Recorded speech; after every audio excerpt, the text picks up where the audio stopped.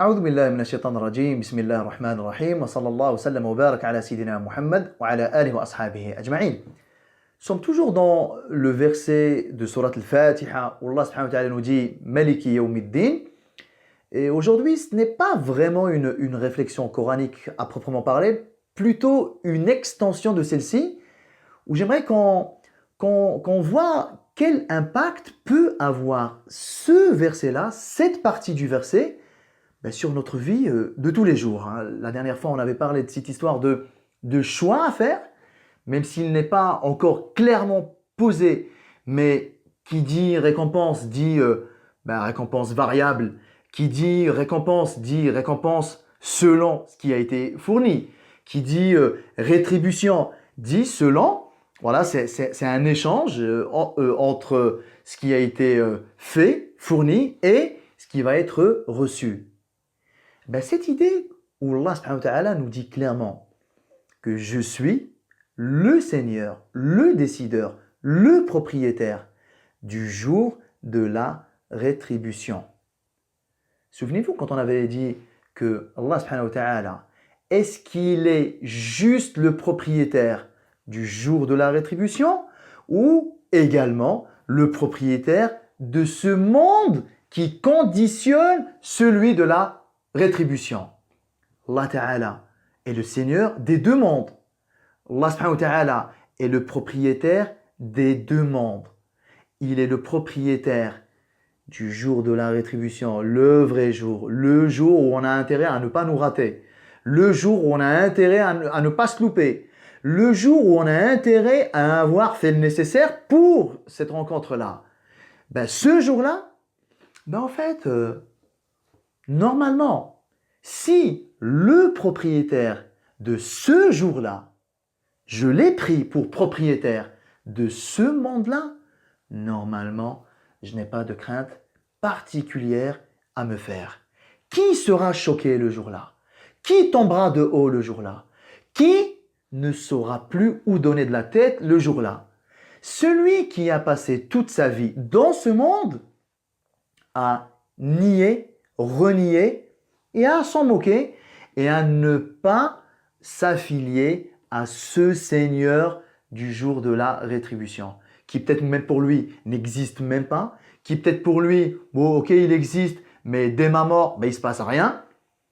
C'est cette personne-là qui va être choquée. Vous et moi, le jour dernier. Bien sûr, je ne suis pas en train de dire que ce jour-là est un jour banal. Hacha. On demande à Allah subhanahu wa ta'ala pardon d'avoir pu penser ça, si c'est le cas. Je ne suis pas en train de dire que le jour-là est un jour ordinaire. Je suis juste en train de dire que la difficulté de ce jour, elle est relative. Que la galère de ce jour-là, elle est relative. Que tous les problèmes de ce jour-là sont relatifs. Ça dépend de quoi? Ça dépend de ta préparation de ce monde. Ça dépend de comment tu concevais ce monde. Ça dépend de qui as-tu pris pour Seigneur dans ce monde. Et ça dépend du chemin que tu as suivi dans ce monde. Et cette histoire de choix, sans que ce soit quelque chose de très abstrait, si, c'est très concret dans nos vies. Vous savez que des fois, nous avons des choix à faire. Nous avons des choix de mariage. Nous avons des choix de carrière. Nous avons des choix financiers, nous avons des choix sociaux. Je m'investis ou je ne m'investis pas. Je m'implique ou je ne m'implique pas. J'y vais jusqu'au bout dans ce projet ou pas. Je me marie avec ce frère ou pas. J'épouse cette sœur ou pas. J'aimerais avoir des enfants maintenant ou pas. Je travaille ici ou pas. Toute notre vie n'est qu'une série de choix. Je fais énormément de choix dans ma vie. Il y a des choix qui, pour vous et moi en tant que musulmans, sont évidents. Ça respire l'islam, ça respire la foi, ça respire la religiosité. Généralement, on fait très vite ce choix-là. Ramadan il arrive, on fait le choix de jeûner, c'est une évidence. Il y a l'adhan d'une prière, c'est l'heure d'une prière. On fait le choix de prier, ça peut être une évidence. Mais il y a des choix que nous faisons dans la vie où l'on pense qu'ils ne sont pas très connectés à ce jour de la rétribution. Je veux dire, lorsque j'entends l'adhan et que je fais le choix ou pas de prier, c'est évident pour tout le monde que ça a une conséquence sur la vie dernière. Si j'ai fait le choix de répondre à l'appel de la prière, ok, donc je fais partie d'une certaine équipe le jour dernier. Si j'entends l'adhan, si c'est l'heure de la prière et que je fais le choix de ne pas prier, nul doute que ça a aussi des conséquences sur le jour dernier. Donc ça c'est évident. Non mais parfois ça ne l'est pas. Est-ce que si j'épouse cette sœur-là, est-ce que ça a des conséquences sur le jour de la rétribution? Bah là pour le coup c'est un peu moins évident. Est-ce que si j'accepte ce poste-là, dans ce boulot-là, dans cette entreprise-là, est-ce que ce choix-là a des conséquences sur la vie dernière? Est-ce qu'il a des conséquences sur le jour de la rétribution? Est-ce que si je m'investis dans tel projet, ça a, oui ou non, une conséquence sur ma rencontre le jour de la rétribution? Ben, il faut croire que ce n'est pas si évident que ça. Autant parfois les choix ils sont clairement posés. Voilà, je suis invité à boire de l'alcool, je fais le choix de ne pas en boire, ok, c'est évident. Ou alors je fais le choix d'en boire, c'est aussi évident. Mais dans les affaires de ce bas monde, tout ce qui est mariage, tout ce qui est divorce, tout ce qui est travail, commerce, études, voyage, on n'a pas l'impression que, en tant que musulman, on accorde à ces choses-là la même importance en termes de conséquences de ces choix-là. On a l'impression que, bon, voilà, je vais épouser le frère là, je vais épouser la sœur là. Au mieux, ça va marcher, voilà, j'aurai une bonne vie conjugale. Et au pire, ça marche pas, bon, ok, on divorce. Hein. J'ai fait ces études-là, bon, ça marche, génial, ça marche pas, je change. J'ai accepté ce poste-là dans cette entreprise. Bon, si ça se passe super bien, nickel. Si ça se passe pas très bien, c'est pas la fin du monde non plus. Vas-y, je démissionne et je change de travail. Et nous n'avons pas spécialement l'impression que le moindre de nos choix dans cette vie a une conséquence pour le vrai jour de la rétribution. Parfois, c'est évident, parfois ça l'est un peu moins, parfois le lien est direct, parfois le lien est indirect. Et je vais vous donner juste un exemple qui montre que, a priori, c'est pas très grave. Mais avec du recul, si, c'est très grave. Je vais parler du couple. Alors, c'est vrai que si je me marie et que ça se passe bien, de là très bien. Si ça se passe mal, qu'est-ce qui se passe? Samy, écoute, au pire, divorce. C'est aussi simple que ça. Ok, je vous l'accorde, je vais divorcer. Ça ne laisse pas de traces. Ça ne laisse pas de conséquences psychologiques. Ça ne laisse pas un état personnel un petit peu meurtri, un petit peu affaibli, un petit peu dégoûté. Et encore, selon comment ce divorce-là s'est passé. Parfois, on garde des séquelles sur des années, des années, des années, des années. Vous ne pensez pas que ce choix-là qui avait l'air d'être pas très déterminant, et au pire, je change de partenaire, au pire, je me remarie, parfois, ça laisse des séquelles qui restent des années. Des séquelles qui ont comme conséquence directe une sorte de démotivation générale, une sorte de renfermement sur soi, des conséquences du genre, tu sais quoi, j'ai envie de voir personne en ce moment, tu sais quoi, j'ai pas la tête à ça, tu sais quoi, et ça a quoi comme conséquence? Je traîne de moins en moins à la mosquée parce que peut-être que je vais rencontrer des frères et des sœurs qui vont peut-être m'en parler, et vu que j'ai envie de parler à personne, je vais commencer à aller de moins en moins à la mosquée.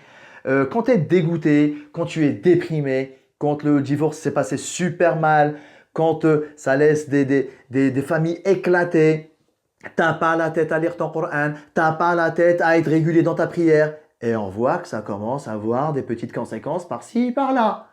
Et lorsqu'on voit que l'une des choses, c'est même selon le Nabi sallallahu alayhi wa sallam, la chose la plus importante sur laquelle Iblis travaille quotidiennement, c'est la destruction des couples. Je sais pas, il y a un hadith qui est très connu. Lorsque le Nabi sallallahu alayhi wa sallam nous dit que tous les jours qu'Allah subhanahu wa ta'ala fait, Iblis il envoie ses shayatines partout, partout, partout sur terre pour bosser, pour détourner l'humain. Et à la fin de la journée, il y a une sorte de réunion de shayatin. Et Iblis, il dit à chaque shaitan, qu'est-ce que tu as fait toi aujourd'hui? Et un shaitan, il dira, ben moi, j'ai poursuivi un tel, je ne l'ai pas lâché jusqu'à ce qu'il ait volé. Iblis, qu'est-ce qu'il lui dit? Ma sana'ata shay'an. Tu n'as rien fait de la journée. Toi, qu'est-ce que tu as fait? Ben moi, j'ai poursuivi quelqu'un, je l'ai fait tomber dans zina. Ma sana'ta shay'an. Tu n'as rien fait. Un autre dira, moi j'ai poursuivi un tel, je l'ai fait tomber dans l'alcool. Tu n'as rien fait de la journée. Un shaitan prendra la parole et dira, ben moi j'ai pas lâché un individu jusqu'à ce que je l'ai séparé de sa femme. Shaitan dira, il n'y a que toi qui a travaillé aujourd'hui. Donc à votre avis, le choix du conjoint, ce choix de mariage, s'il n'avait pas de lien avec la vie dernière, s'il n'avait pas de lien avec le jour de la rétribution, pourquoi Iblis en a fait l'une de ses missions quotidiennes? Si c'était juste une histoire, bon ok, voilà, on divorce, on se remarie. Si c'était juste ça, pourquoi à votre avis Iblis en a fait une énorme affaire au point de considérer zina, le vol et l'alcool comme que dalle à côté? Alors que nous, malheureusement, vous avez remarqué que nous, instinctivement, on ferait plus attention de zina, de l'alcool et de voler en pensant que oui, ben comme c'est haram, ça a un lien direct avec la vie dernière, donc on va être vigilant sur les trois là. Les trois là que Iblis a considérés comme étant moins déterminants que le mariage, que le couple. Il ne faut rien sous-estimer. Tout ça pour dire quoi? Que dans le moindre de nos gestes, le moindre de nos projets, la moindre de nos décisions dans ce monde, on devra toujours prendre ces décisions-là en se posant la question-là. Est-ce que ça va dans le sens d'une bonne rétribution le jour dernier? Est-ce que ça va dans le sens d'une rencontre le jour dernier plutôt paisible? Ou ça va dans le sens d'une rencontre le jour de la rétribution plutôt malheureuse, plutôt pas terrible? Mes choix que je fais ici, dans tout ce que je fais, je les oriente vers la vie dernière et je les connecte à Allah subhanahu wa ta'ala, comme on a vu lors de la première chronique sur la première réflexion sur le Bismillah. Quand on démarre quelque chose avec Bismillah, c'est que déjà on est en train de donner une certaine orientation à la chose que nous sommes sur le point d'accomplir et qu'on la connecte toujours à cette vie dernière, aussi petite puisse-t-elle être cette petite chose. Il n'y a aucune petite victoire. Il y a juste des détails de la vie qui font les grandes choses le jour dernier avec Allah subhanahu wa ta'ala. Wa sallallahu wa sallam wa barak ala sayyidina Muhammad wa ala alihi wa ashabihi ajma'in. Wassalamu alaikum wa rahmatullahi ta'ala wa barakatuh. Vous avez aimé cette vidéo? Laissez-moi un pouce bleu, pensez à vous abonner à la chaîne et n'oubliez pas d'activer les notifications pour être tenu au courant de nos prochaines vidéos. Merci.